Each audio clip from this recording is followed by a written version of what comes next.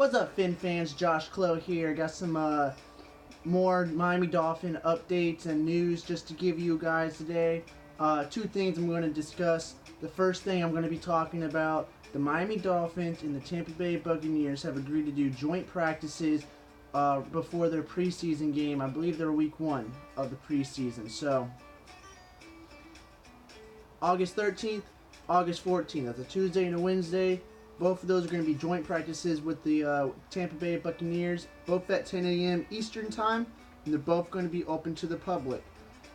This is really good for the Dolphins for a number of things. Now, a lot of teams does do this, you get to play against another team. This is where it's really important for the Dolphins, they've been playing against each other all throughout May during OTAs, all through, during the mandatory minicamp, and then a little bit of training camp before preseason actually, hit.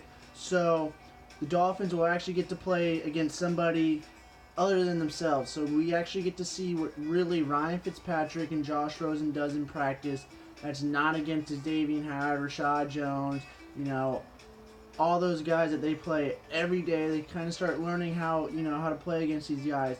Guys that they don't really know anything about, and they probably know a little bit from film, but it's going to be a surprise after surprise. And the same thing on the defensive side too. Last year the Buccaneers were a top 3 offensive team. Now this year is going to be changed because of the fact they don't have Deshaun Jackson anymore, and they don't have Ryan Fitzpatrick, as one of their starting quarterbacks. But they still have Jameis Winston, Mike Evans, O.J. Howard, Pat Barber. So they still have most of their offense, and they're probably projected to be at least a top 10 offense. Definitely with Bruce Arians as their head coach. So we get to see how our defense really does against these practices, and definitely in the preseason game. And then the Buccaneers had, I don't know the exact rank, but they had one of the worst defense in the league. They were giving up over 35 points a game, I believe. That was the reason why they were so bad, was because of their defense. So our offense will, they will definitely spark, see where they're at. Granted, this isn't the greatest for the Dolphins, because we're not going against an elite defense, or at least starting defense players. But we get, it's a good motivation and, a good uprising for them, Yeah, they're going against a bad defense, but maybe it's some, motivation for them, if they both throw, 10 touchdowns in the practices, and then preseason comes and we blowout win, offensive performance.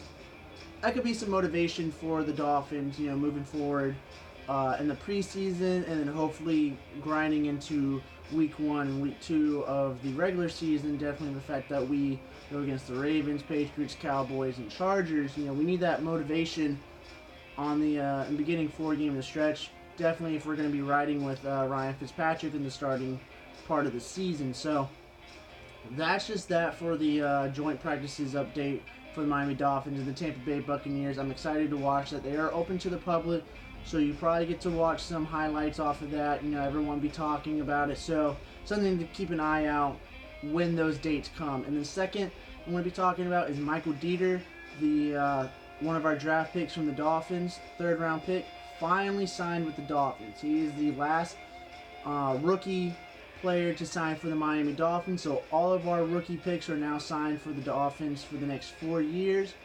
Michael Dieter, he did not participate in OTAs. I think he played a little bit with mandatory minicamp, but now that he's signed, he's actually going to be competing for a starting job. What is to be told? He will be starting for the offensive line for probably the last starting spot. He has a setback for the fact that he didn't participate in OTAs, but if he plays the way that he should be playing, plays as what he was drafted for, what he did with Wisconsin, I believe he played for, should be all fine.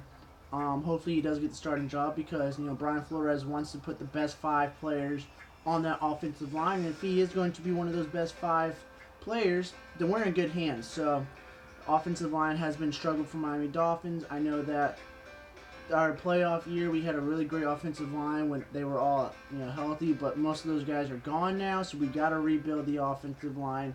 He is a good building piece. Although there's 3 other rookies that are going to be competing for that job, so so Michael Dieter's is going to have to play beyond to get that starting job, and hopefully those other 3 rookies can actually perform and maybe slide in and take a starting job, because that's what we need overall. If those rookies can take over and be starting, not only that we have more starting offensive linemen, we have depth. So, when the injuries do start happening about week 5 to week 7, about that time frame, that's when you're going to start seeing a lot of the players start dropping. The wear and tear, that's when the injury plagues happens, about October time frame, probably a little bit in November. That's when you start seeing which teams are competitors and which teams are pretenders. And hopefully if we can get that depth and get those other starting offensive linemen in, the Dolphins could still be a contender for the playoffs, probably the 6th seed wild card coming into December.